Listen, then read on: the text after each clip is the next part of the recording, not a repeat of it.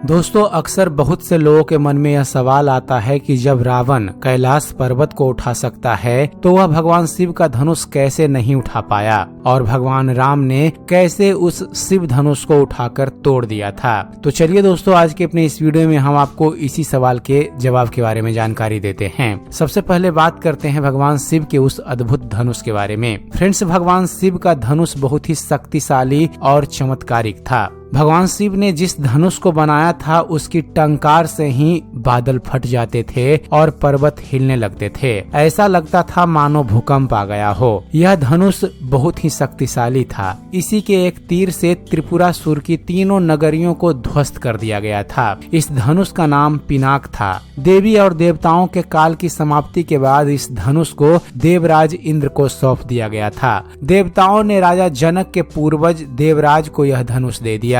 राजा जनक के पूर्वजों में निमि के ज्येष्ठ पुत्र देवराज थे। शिव धनुष उन्हीं की धरोहर स्वरूप राजा जनक के पास सुरक्षित था। उनके इस विशालकाय धनुष को कोई भी उठाने की क्षमता नहीं रखता था, लेकिन भगवान राम ने इसे उठाकर इसकी प्रत्यंचा चढ़ाई और इसे एक झटके में तोड़ दिया। दोस्तों, श्री रामचरितमानस में एक चौपाई आती है कि उठहु राम भंजहु भव चापा, मेटहु तात जनक परितापा।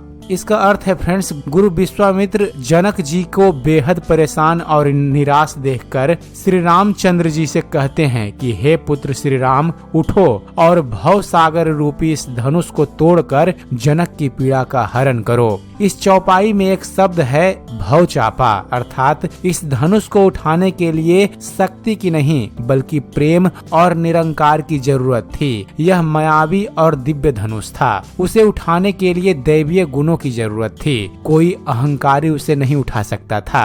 रावण एक अहंकारी मनुष्य था। वह कैलाश पर्वत तो उठा सकता था, लेकिन धनुष नहीं। धनुष को तो वह हिला भी नहीं सकता था। वह धनुष के पास एक अहंकारी और शक्तिशाली व्यक्ति का घमंड लेकर गया था। रावण जितनी उस धनुष में शक्ति लगाता, वह धनुष और भारी हो जाता। वहाँ सभी राजा अपनी शक्ति और अहंकार से हारे थे। जब प्रभु श्री राम की बारी आई तो ये समझते थे कि यह कोई साधारण धनुष नहीं बल्कि भगवान शिव का धनुष है। इसलिए सबसे पहले उन्होंने धनुष को प्रणाम किया, फिर उन्होंने धनुष की परिक्रमा की और उसे संपूर्ण सम्मान दिया। प्रभु श्री राम की विनयशीलता और निर्मलता के समक्ष धनुष का भारीपन स्वतः ही तिरोहित हो गया और उन्होंने उस धनुष को प्रेम पूर्वक उठाया और उसकी प्रत्यंचा चढ़ाई और उसे झुकाते ही धनुष खुद ब खुद टूट गया। कहते हैं कि जिस प्रकार माता सीता शिव जी का ध्यान कर सहज भाव बिना बल लगाए धनुष उठा लेती थी, उसी प्रकार प्रभु श्री राम ने भी धनुष को उठाने का प्रयास किया और वे सफल हुए।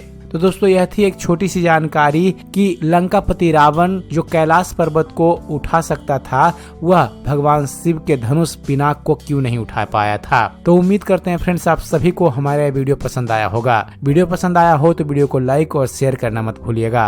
और दोस्तों, ऐसे ही ज्ञानवर्धक वीडियो देखते रहने के लिए आप हमारे इस चैनल ज्ञानमंथन को सब्सक्राइब जरूर कीजिएगा। आप हमारे इस चैनल को सब्सक्राइब कीजिए और देखते रहिए, जानते रहिए। धन्यवाद। जय हिंद।